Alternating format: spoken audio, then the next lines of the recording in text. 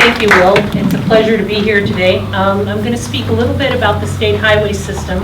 I know that there are certainly other modes of transportation that have significant needs as well. The local system comes to mind, and as well as transit and a number of different areas. But having an efficient transportation system is critical to California's economy and quality of life. The state of California's highway system consists of over 50,000 lane miles of roadway and more than 13,000 state-owned bridges, as well as other highway structures that are maintained and operated by the California Department of Transportation, or CALTRANS. The length of the freeways and expressways in California are greater than any other state. In his recent State of the State address, Governor Brown cited a $57 billion backlog for highway upkeep and rehabilitation. That represents a 10-year number. This number represents the difference between the needs of the state highway system that is identified in the Caltrans 10-year State Highway Operations and Protection Program Plan, our SHOP plan, and the estimated annual funding available for rehabilitation of the system. The 10-year SHOP plan identifies an average need of about $8 billion, but funding is at about $2.3 billion, leaving a gap of 5.7 annual gap. Will mentioned the fact that if we don't invest in maintaining our system, it costs us a lot more to actually rebuild that project from scratch. Some of our key assets include pavement, bridges, culverts, and other traffic management systems that we maintain to operate our system, our state highway system. In California, pavement is ranked, we are ranked 45% in the U.S. for overall highway condition and performance. Only 59%, or about 30,000 lane miles of the state highway are in good condition. Approximately 16% of those lane miles are in distress, in very poor condition, and they require major rehabilitation. The remaining 25% of the state highway system is in fair condition and requires routine maintenance to keep it operating effectively. Bridges, we have about 13,000 bridges on the state highway system. The average age of those bridges is 43 years old. 560 of these bridges require major rehabilitation, and 370 of these bridges are considered to be structurally deficient, where we can't operate due to capacity, and it impacts our ability to move freight around the state. So roads and bridges are obvious illustrations of transportation infrastructure, but below the surface we also have critical elements that help us maintain our system.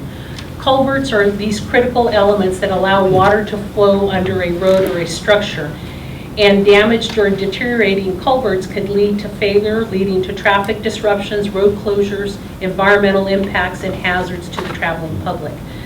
We have an inventory of over 200,000 culverts on the state highway system, and unfortunately 13% of those culverts, or 26,000 of those culverts, could suffer critical failure and require rehabilitation or full replacement.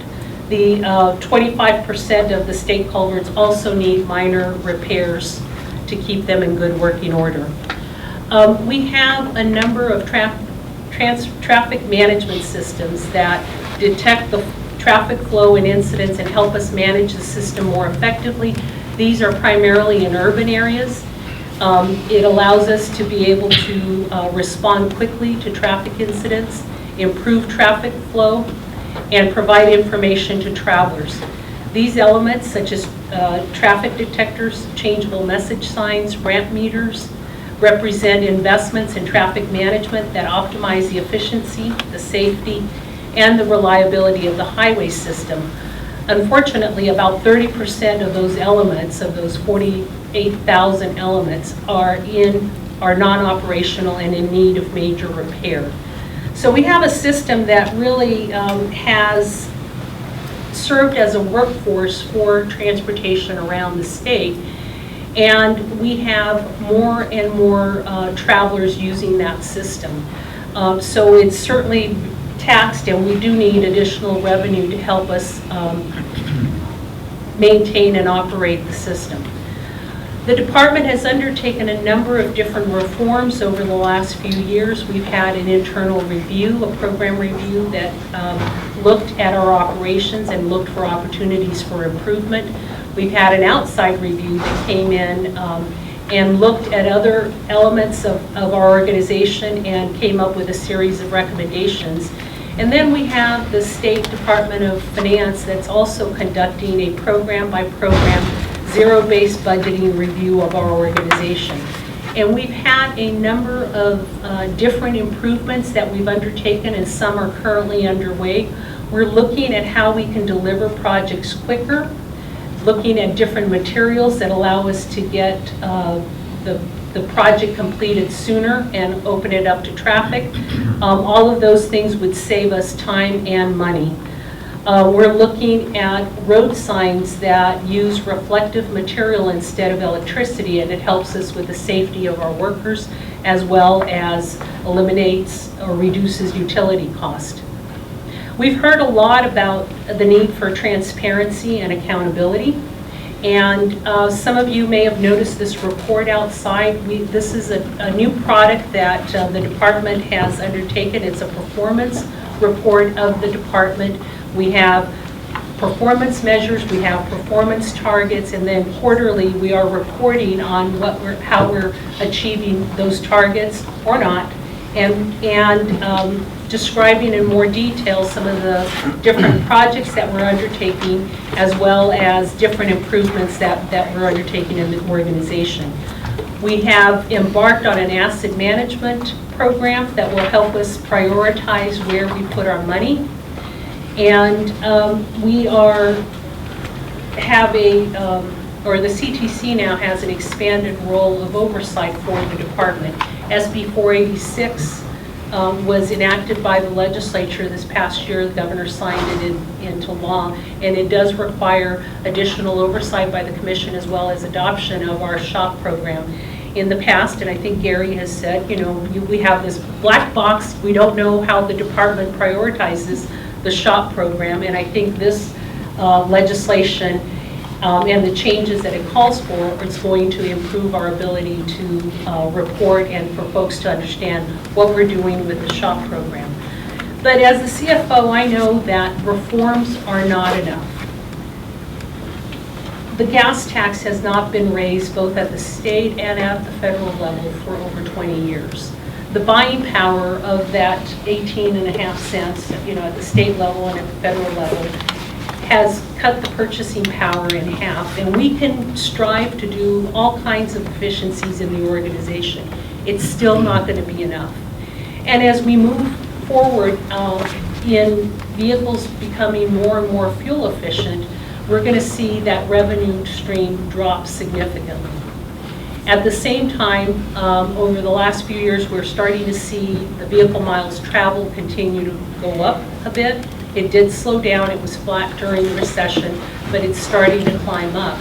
We have the most travelers than any other state, so the system is used significantly, and we will see that revenue stream continue to drop. So I am very hopeful that the special session on transportation funding will generate some short-term revenue for transportation, because the needs, not only for the state highway system, but for the locals, are really tremendous.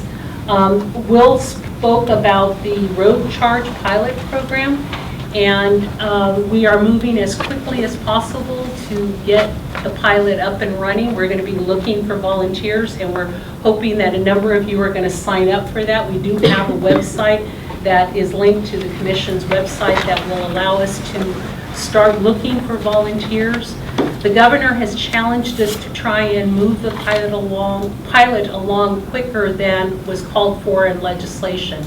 So we hope to embark on a 9-month pilot as early as next summer and have a report to the legislature by the summer of 2017, along with a number of recommendations from the commission and the department for the legislature to consider whether it makes sense for California or not. So thank you very much.